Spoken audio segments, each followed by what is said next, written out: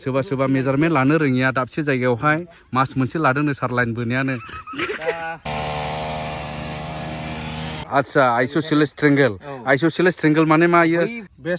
Best टीमफोरखौ जों 8था select खालामनाय जाबाय खुलुमबाय लोगोफोर दिनै आङो भिडिअखौ जागायलायबाय नैबे जोंनि लांखार ब्रिजनिफ्राय दैया रानबाय मेसेङाथ' फैगासिनो माने मेसेङा जागायबाय होनब्लाबो जाबाय दिनैहाय मोनसे आरोबाव गोजोनथाव खौरां आं नोंथांमोननो होनो नागिरदों स्पेशेलि जायफोरा फुटबल नायनो मोजां मोनो जोंनि ओनसोलनि स्पेशेलि निसिमा एबा चिरां डिस्ट्रिक्टनि थाखाय नाम्बार 2 लन्टिबारिनि सानजारां क्लाबआ आरोबाव मोनसे ओरैबायदि थाम टिम जागासिनो दं मोनसे मोजां आरो गिदिर फुटबल खेला होनो थाखाय बे खेलाया जागायगोन 24th of this month माने फैगौ देवबारनो बे खेलाया जागायगोन दा माबायदि प्रिपेरेसन जादों माबायदि खालामगासिनो दं आरो माबायदि जागोन आरो माबायदि सेलेक्टेड टीम्सफोरा बेयाव बाहागो लागोन नोंथांमोना मिथिलांगोन जास्ट आंजों थुफादोल' आं थांबाय थानि खयला मैलानि number 2 लन्टिबारि Sanjarang club let's go दा जोंनि ओनसोलाव स्पेशेलि बर'फोरा गोबां फुटबलाव इन्टारेस्टेड दं सुबुंफोर दङ गेलेग्राबो दङ नायग्राबो दङ दा नायग्राफोरनि थाखायबो गेलेग्राफोरनि थाखायबो बियो मोनसे गोजोनथाव खौरां अब्ला थांबाय थानि लोगोफोर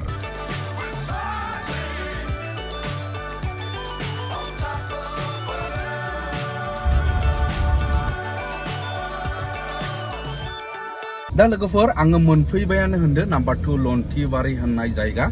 जेरावहाय फोथार दं आं बेयाव हाबलांसिगोन बेनिफ्राय नोंथांमोनाबो नुसिगोन बिथांमोना ग्राउन्डखौ माबायदि क्वालिटि प्रिपेरेसन खालामदों यस बेनिफ्राय लोगोफोर भिडिअखौ जागायनायनि सिगां आं नोंथांमोननो मोनसे मोजां गेमनि बारै आं नोंथांमोननो खिन्थानि जायफोरा गेम गेलेयो बेबायदिनो पाबजिनो फ्रि फायारनो बायदि गेलेयो नाथाय फैसा मोना नाथाय नैबे गेम जायखौ बुंदों रामि नुबल होननाय गेम बे गेमखौ गेलेयोब्ला नोंथांमोनहा रां खामायनायनि मोनसे राहा ओंखारो बेनिफ्राय आंबो बेबायदिनो सम गेलेयो ओमफ्राय बिदिनो मालाबा थाव सोनायनि खरस मबाइल रिचार्ज बायदिखौ बयननानै लानो हायो आरो बेनिफ्राय जायफ्रा गोसो नोंथांमोनाल' गेले बेनिफ्राय गोसो गैयिफ्रा गेलेनो नाङा बेखौ आं सिगांनो बुंखाबाय बेनिफ्राय बे गेमखौ माबायदि गेलेनांगौ नोंथांमोना नायलांब्लानो जाबाय आं दायो गेमखौ स्टार्ट खालामसै लोगोफोर बेनिफ्राय नोंथांमोना गेमखौ गेलेनायनि सिगां मबाइल नाम्बार होनानै रेजिस्टार खालामनांगोन बेनिफ्राय कनफार्माव थुखांनायनि उनाव नोंथांमोना शपआव थांदो बेनिफ्राय रिचार्ज खालामग्रोनानै लाब्लानो जाबाय आं दायो रिचार्ज खालामग्रोनानै लाबाय 500नि बेनिफ्राय 8 क्लिपआव थुबाय आङो बेनिफ्राय आं दायो ड्रागन बेस टाइगार गेलेनोसै बेनिफ्राय फार्स्टआवनो होबाय ड्रागन बेस टाइगार नै नायदो बेनिफ्राय आं दायो टाइगाराव 10 रुपिस होबाय नै टाइगाराव 10 रुपिस होनायाव जेनबाय आङो फार्स्टआवनो बेनिफ्राय नेक्स्टआव बेनिफ्राय बांसिन होगोन आरोना नोंथांमोना विन टिप्सखौ नायनो हागोन 10 रुपिस जेनेब्ला 30 रुपिस होनांगोन आं दायो टाइगाराव 30 रुपिस होबाय 30 रुपिस होनायावबो जेनबाय आङो बेनिफ्राय एबार आं बेनिफ्राय बांसिन होबावनोसै आरोना टाइगाराव बेनिफ्राय आं दायो टाइगाराव 90 रुपिस होनोसै आङो टाइगाराव 90 रुपिस होबाय नायदो नोंथांमोना टाइगाराव देरहाबाय आं दायो एबार आरो नायबावनोसै नायनो हागोन नोंथांमोना 616 जाबाय आरोना आंनि बेलेन्सआ आं दायो टाइगाराव 50 रुपिस होबावबाय नायनोसै एबार जेनना देरहायो बेनिफ्राय नोंथांमोना देरहानाय रांखौ उइद्र खालामबा उइद्र थुदो बेनिफ्राय आं दायो 1101 उइद्र थुबाय बेनिफ्राय आं दायो नै साक्सेसफुल जाबाय लोगोफोर बेनिफ्राय डाइरेक्ट मेसेज फैखाबाय आंनियाव नोंथांमोना नै मेसेजखौ चेक खालामना नायनो हागोन नै 1101 बेनिफ्राय नै माखासे आङो देरहानानै मोननाय रांफोरा बिदिनो 7000 4000 27000 3000 4000 9000 7000 बेफोरबायदि मोनो आरोना नोंथांमोनाबो गेलेनानै देरहायोब्ला बिदि मोनगोन आङो बिदिनो खरसाखौ दिहुनबाय थायो आरोना लोगोफोर अब्ला लोगोफोर आङो मोनफैबाय नैबे नाम्बार 2 लन्टिबारिनि सानजारां क्लाबनि फोथार दा नायदो नोंथांमोना हेभि प्रिपेरेसन क्वालिटि टीमनि थाखाय क्वालिटि गेमनि थाखाय क्वालिटि ग्राउन्ड दा बिराद गोसो होनानै प्रिपेरेसन दं बयबो नै दा ओरैहाय गांसो हानाय माबा हानाया जागायगासिनो दं मानो होनोब्ला अनलि गाबोन सानसेल'सै बिनि उनावनो नोंथांमोना नुनो मोनसिगोन बेवहाय क्वालिटि गेम माने गुन गोनां खेला येस नै दा बिथांमोना इन्टारनेशनेल लेभेलनि स्टाइलाव डिजाइन खालामनो थांगासिनो दं माने बिथांमोना ओरैहाय माने डिजाइन नोंथांमोना नुबाय दा नै माने गोथां बारा गोथाङा नै माने बे मोनसे स्ट्रिप येस हेभि वर्क जागासिनो दं बेवहाय वाव बिराद फुल स्विं प्रिपेरेसन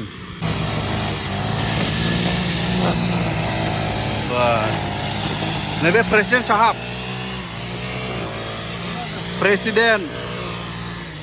नैबे अर्गानाइजिं प्रेसिडेन्ट गोजोन्थों ओमफ्राय ओरैबो होगासिनो दं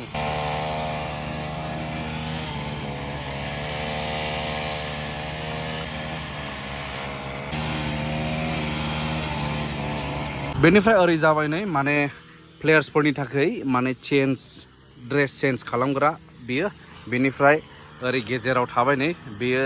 सोनाब साइडजोंहाय थाबाय नैबे स्टेज नोंथांमोना बेनाराव नायला नुनो मोनगोन third inter club football tournament 2023 organized by Sanjarang Club number 2 Lontibari. Yes.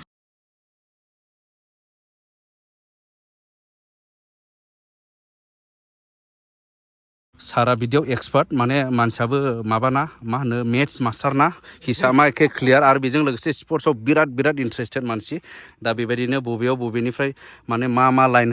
बोनांगौ लिरनांगौ फुननांगौ बेखौ नैबे सार सोमजाय नार्जारिया जोङो होगासिनो दं आरो बैयानो जोब्बाय जास्ट कालारिं कालार आच्छा बेनो आरो दा थख' माने लावथिफोर थुना दोनखाबाय नै दा माने बोनायसोल' लाइनखौ माने दाथ' खेलायाथ' सानसे दंबावो नालाय अखा हाना खारनोबो हागौ बेनिखायनो गाबोन होनायसै आरो बेलासियाव दा नोंथांमोना नुफैगोन आं बुंनाय बायदि going to be quality game in this quality फोथार दा नै बेफोरबायदि सुनाय मेजारमेन्ट लानाया गोरलै बाथ्रा नङा सोरबा बायदिया बेखौ बोयै मास मोनसे गाहामबो लायोनो खिन्थु जोङो सारा माने उइदिन न' टाइम हरैनायखौ फोजोबना फैबाय दसे दा ओरैहाय नै जागासिनो दङ नै सोरबा मेजारमेन्ट लानो रोङिया दाबसे जायगायावहाय मास मोनसे लादोंनो सार लाइन बोनायानो पेनाल्टि स्पट इयो आच्छा माने आइसोसेलेस ट्रायंगल जानांगौ नालाय आच्छा आइसोसेलेस ट्रायंगल माने मा इयो बै पस्टनिफ्राय आइसोसेलेस माने टु साइड्स इकुअल आच्छा टु साइड्स इकुअल बेबायदि इकुअल जानाय मोनसे पारफेक्ट मेजारमेन्टआवसो बेवहाय गेलेगोन खारन गेलेग्राफ्राबो पारफेक्ट गोजाखा नालाय बेबायदि आरो बेनिफ्राय फुटबल खेला होनोब्ला नोंथांमोना गोबां मिथिनो गोनां जायो खेलानि सिगां दा माबायदि मा रोखोमै खेला होनो थांदों बेखौ जोङो मिथिनानै लागोन जों दङ नैबे जाहैबाय फेमास बसुमतारी नैबे जागोन खेलानिनो अर्गानाइजिं आफादनि प्रेसिडेन्ट आफादगिरि ओमफ्राय बेजों दङ जाहैबाय लुकास नार्जारी बे जाहैबाय नैबे सानजारां क्लाब अफ नाम्बार 2 लन्टिबारिनि प्रेसिडेन्ट नैबे लुकास नार्जारी बिथाङा बेनिफ्राय दा अर्गानाइजिं कमिटिनि प्रेसिडेन्टनाव जोङो मिथिनानै लानोसै जे बिथांमोना दि 3 टीम जाबाय दा खेलाखौ होनो थाखाय दा खेलानि बान्थाखौहाय नोंथांमोना बेसेबां जोंनिया देरहानायनि थाखाय गासै दङ 50,000 50,000 रां आरो लोगोसे रानार्स आप जायफोरा जेननायखौ लांगोन बिथांमोननि थाखाय 30,000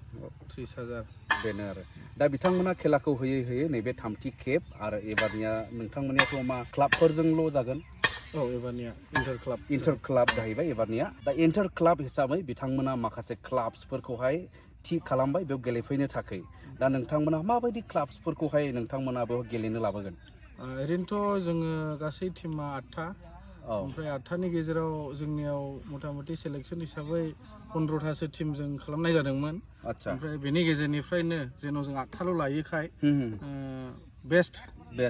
टीमफोरखौ जों 8था सेलेक्ट खालामनाय जाबाय मथा-मथि जोङो डिस्ट्रिक्ट हिसाबै नायोब्ला उदालगुरिनिफ्राय 3सो बाक्सा मोनसे दङ बरपेटा गवालपारा क'क्राझार आरो चिरांनिफ्राय मोनसे आच्छा बेनिफ्राय नोंथांमोननि बे खेलायावहाय नायग्राफोरनि थाखाय माखासे बेसेन लानाय जागोन बेखौ जों ओरैबायदिनि गेजेराव लानाय जादों माने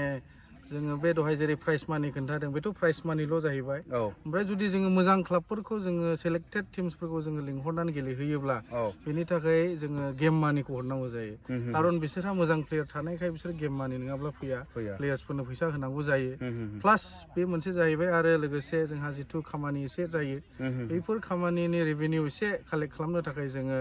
सासेयाव टिकेट खेला सिस्टेम खालामनाय जादों बेखौ जों जेनेरेल अनलि 50 रुपिस आच्छा माने गासिबो जेनेरेल बेबायदि बानायबाय आरो बेनिफ्राय मोनफ्रोमबो क्लाबफोरहा गेम होनाय एबा खेला कम्पिटिसन होनायनि गेजेरजोंहाय माखासे थांखि एबा उद्दिश्य थायो दा नोंथांमोना मा थांखिखौ लानानै देग्लायहाय आरोबाव नैबे खेलाखौ होनो सिगांदों जोङो थारैनो मोननैसो थांखिखौ स्पेशेल वे जोङो थिरांथा खालामनाय जादों जेन'बा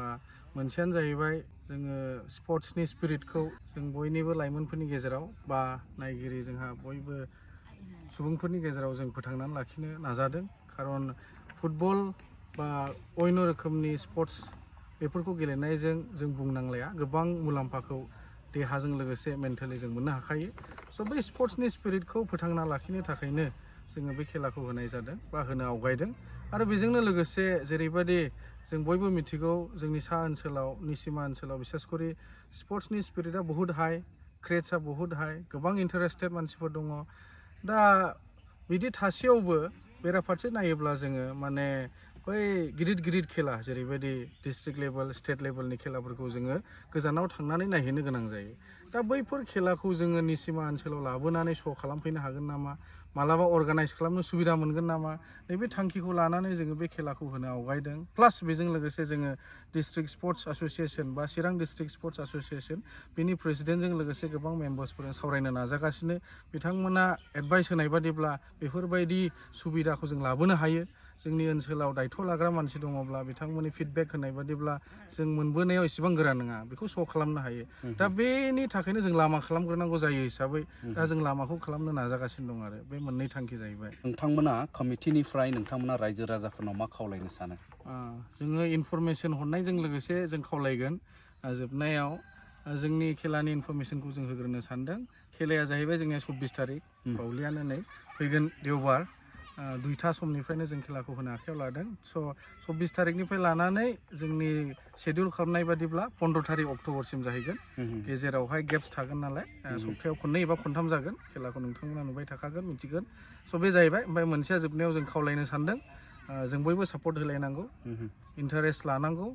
आरो जोङो टेलेन्ट सोरजिनांगौ बयबो नायनायजोंबो मदद होनो हायो बेनिखायनो जोबनायाव खावलायनोल' गोसो जाबाय क्लाबनि एबा कमिटिनि जानानै नोंथांमोना जेन' फैनानै जों बयखौबो सापर्ट होयो प्लास लोगोसे जायफ्रा गेलेफैगोन बिसोरखौबो सापर्ट होयो आरो जोंनि बे खेलाखौ जाफुंसार खालामो बेखिनिखौ कमिटिनि जानानै खावलायनाय जाबाय अब्ला आंनिफ्राय खावलायनायाबो बेनो लोगोफोर नोंथांमोना फैनांगोन मदद होफैनांगोन जिहेतु बिथांमोना गाव गावनि रांखौ खरसा खालामनानैब्लाबो दिनै बेयाव मोजां खेलाखौहाय होनो थांगासिनो दङ माखासे सेलेक्टेड क्लाब्सफोरखौ लानानै नोंथांमोनाबो फैनानै मोजां खेलाफोरखौ नुफैगोन आरो जाय बिथांमोना बेबायदिनो स्पर्ट्सनि स्पिरिटखौ डेभेलप खालामनो एबा स्पर्ट्सनि बिथिङाव बेबायदि खस्थ' खालामनानै अर्गानाइज खालामग्रा बिथांमोनखौ जोङो सापर्ट होलायनांगौ दा नायफैनायनि गेजेरजों नोंथांमोना जा एसे 50 थाखा रां होनानै हाबनो गोनां जागोन जेन बेफोरखौ होलायनानै हाबफैयो बेखौनो आङो मिजिंथिदों मानो होनोब्ला बेफोरबायदि स्पर्ट्सफोरा जुदि जायगाफ्राव सोलिबाय थायाब्ला बेबायदिनो आस्ते आस्ते गोमोरलांनो हमगोन आरो माखासे जोंनि लाइमोनफोरनि टेलेन्टफोरा गोदोलांनो हागौ बेनिफ्राय बिथांमोननि खेलाया नैबेवहाय जागायजेननायनिफ्राय माखासे गेजेराव गेपफोर दङ नोंथांमोननो आं मिथिनो थाखाय नैबे स्क्रिनाव होनानै होदों गेमनि पिक्चारखौ दा नोंथांमोना बेखौ स्क्रिनशट खालामनानै ला बेनिफ्राय माब्ला गेमा दङ नोंथांमोना बेखौ नायनानै फैनो हागोन